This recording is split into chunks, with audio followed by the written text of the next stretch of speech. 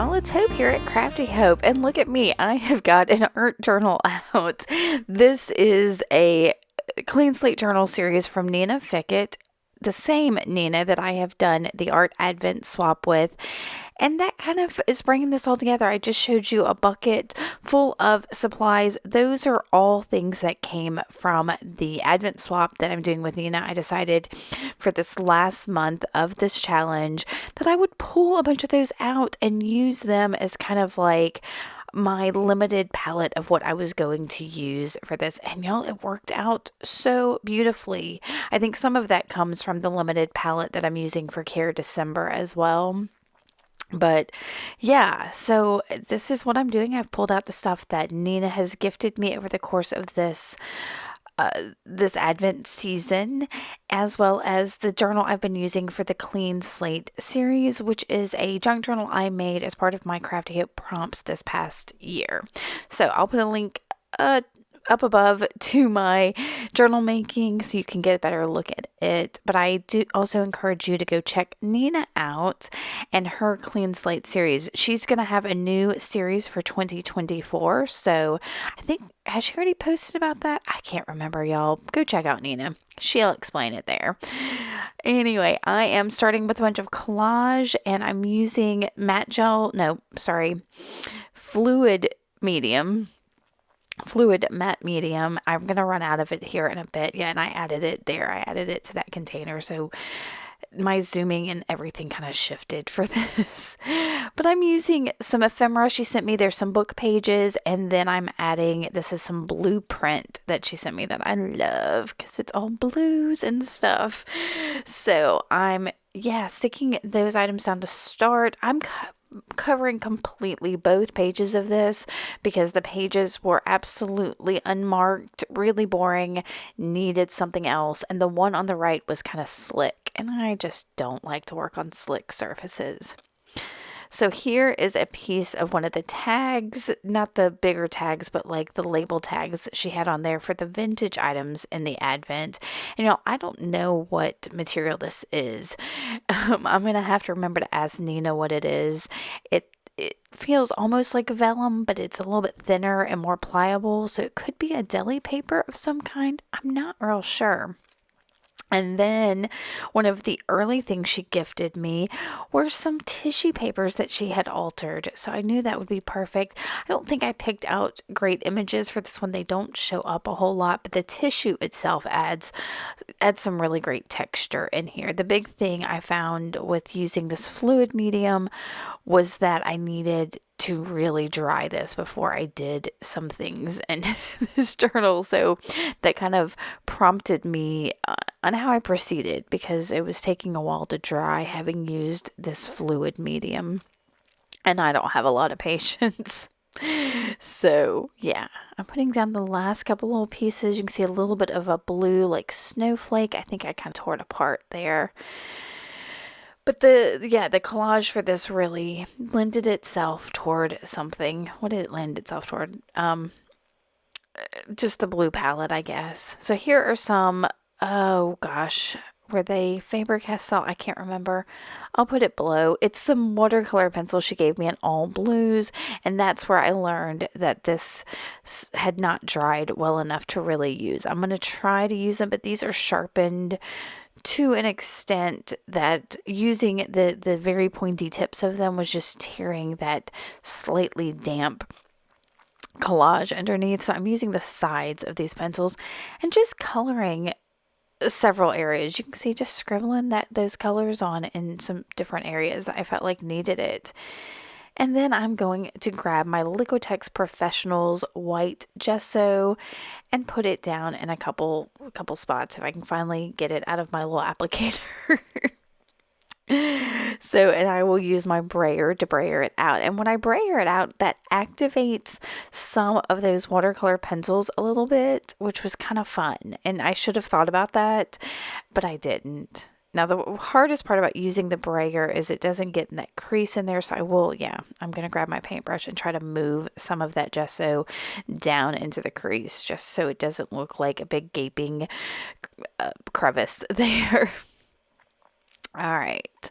So once I get that nicely braided out, and I know this covered up all of those nice papers, but there's what I like are the little hints and nuggets of it that are poking through. Then I have a Liquitex acrylic paint that she gave me, and I think the color is light blue, and it's a lovely color. So I'm gonna put some splotches down, some little spots, just kind of a form of painty mark making around on this spread. I'm doing it in kind of three spots. I'm kind of playing by the rule of three in this whole spread here. So I've got three spots there that I put it down, and then I'll grab one of those watercolor pencils and go around a few of those spots that I made. It's kind of wet, so if I go through it, it's not it kind of puts a mark in it as well. And then because these are watercolor pencils, I will grab my wet paintbrush and activate them just a little bit. You can see I'm not going all the way around those circles. Just picking some spots to like see how they bleed. And then Nina gave me a couple of Distress Oxide sprays. This one is Spiced Marmalade. I'm going to spray it in a few spots. And then she gave me Picked Raspberry. And again, I'm shaking these up really nicely, make sure they're well mixed before I spray them. And y'all, that orange and that pink kind of blended together, and this whole thing feels like it is like some kind of sunset. It's so yummy. I'm spraying it with some water here to kind of get that oxide activated. That's what's great about these oxides is when you wet them, they have kind of an activation that they do. And then I spent a very long time drying them, and they still weren't quite dry, but it's okay. I did blot them a little. And then I turned to my hand carved stamps. Most of these are carved out of erasers, which is a fun thing to do. Nina received some of my hand carved eraser stamps here recently. And most notably, the one I could think of that she mentioned to me was the X stamp. So that's kind of what I was looking for because it's one of my favorites. And I'm searching and searching and searching for it. I finally find it.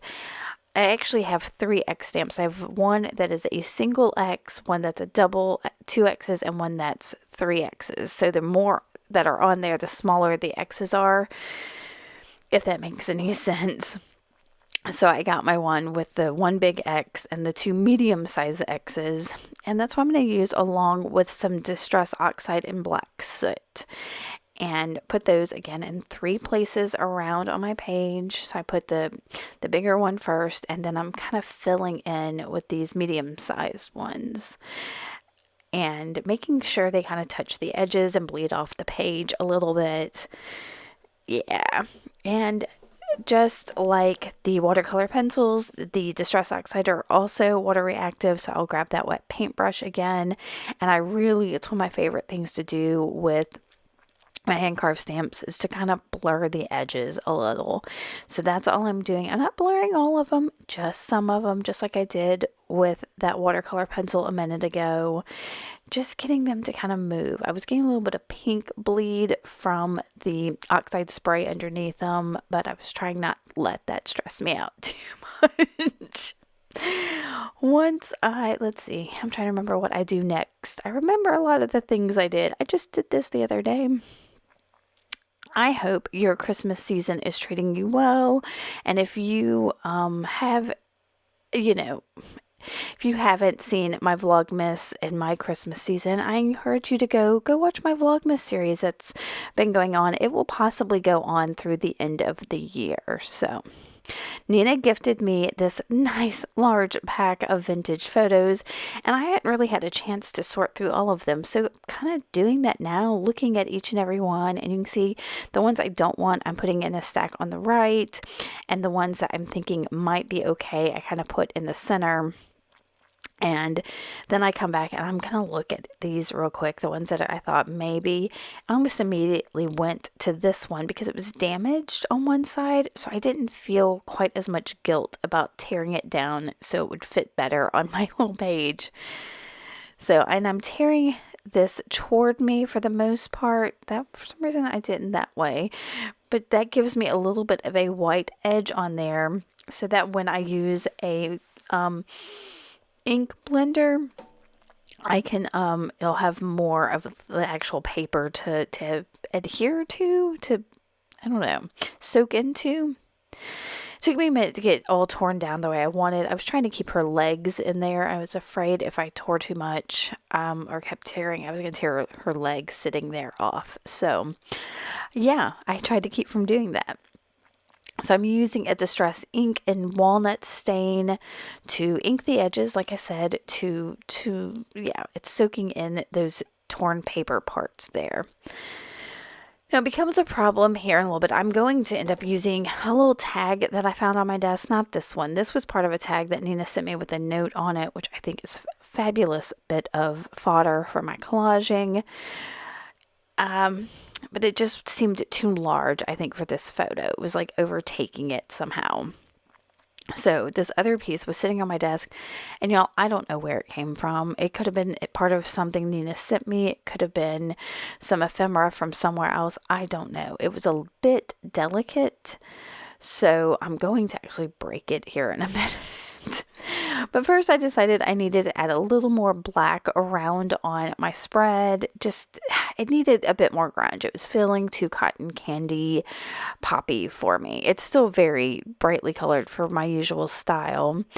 And so I splattered it. You saw, I stamped it down on that little piece of acetate, added some water, and then used a fan brush to splatter it. And when I went to move that piece of acetate away, I got big old drips there. So I'm using it just a paper towel to pick them up and then drying it. Since I took away a couple of my X's, I will use that stamp again and just kind of re-put that. That was the one I was mainly concerned about. So I put it back on there because I kind of knew that I was going to put my photo over there on the right. So I was less concerned about it on the right. And I felt like I didn't get quite enough splatter in that spot right there that still seems very white. So I did a little more splatter. And then I'll dry it one more time. Well, I probably dry it here more later. I can't remember. We'll see. So I'm going to start thinking about how I'm going to assemble these pieces together. Since I inked the photo, I decided to ink this little tag. And in inking it, it breaks. So right there. And I'm like, oh, is it... So yeah, so I flip it over and I'm going to use a little piece of masking tape to stick it back together on the back. I wanted that kind of squareness. I think it was the section, yeah, that's going to end up showing. So I kind of needed it to be there.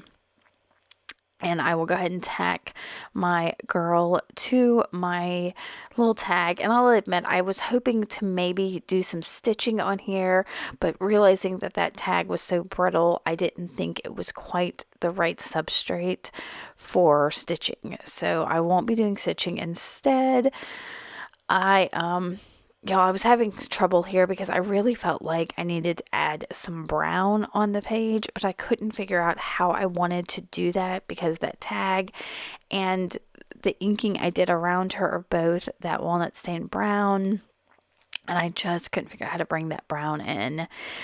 And I really end up not doing it.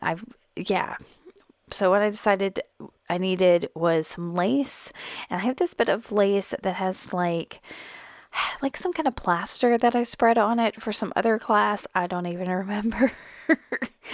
And so I'm going to end up backing that just a little bit on the edge of this. And I'll use Faber tack and tack down the lace to the photo and tag stack that I've got there. And then I'll go ahead and add Faber tack to the rest of that before I end up sticking it down. And I keep changing my mind about where I want this and exactly where it needs to be. And the whole time I was thinking it was going to be on the right, but I kept thinking, well, does it need to be on the left? Maybe I should check the left again. Let me look at the left page. Y'all, I should know by now that the first place I try to stick something is usually where it's going to land for me. So I had a little bit of a time with my Faber tack. Once I got it flowing and all, I get it down. And then I decide, okay, so what I need next is a sentiment. So I'm going to think about it. I've pulled up my little bag with my words and sentiments. I pull up both my snarky stickers and my small talk stickers from Tim Holtz, knowing that I wanted, for some reason, a white one. And oh gosh, hold on. I end up pulling out the one that says, from a procrastination standpoint, today has been wildly successful. And I chose that simply because she's just kind of sitting there on the back porch, like she's either waiting for something or avoiding something, or it doesn't look like she's sitting there all relaxed and everything. So I thought that was kind of appropriate. And I go ahead and ink the edges of this so that it kind of goes with the photo. And I go ahead and I do put some oohoo on the back of the sticker, but I end up having to add more in a little bit because I've textured that page up so much between the collage and all the other elements, the gesso, the sprays, all of that. It just doesn't want to stick. So I'll end up sticking that down again.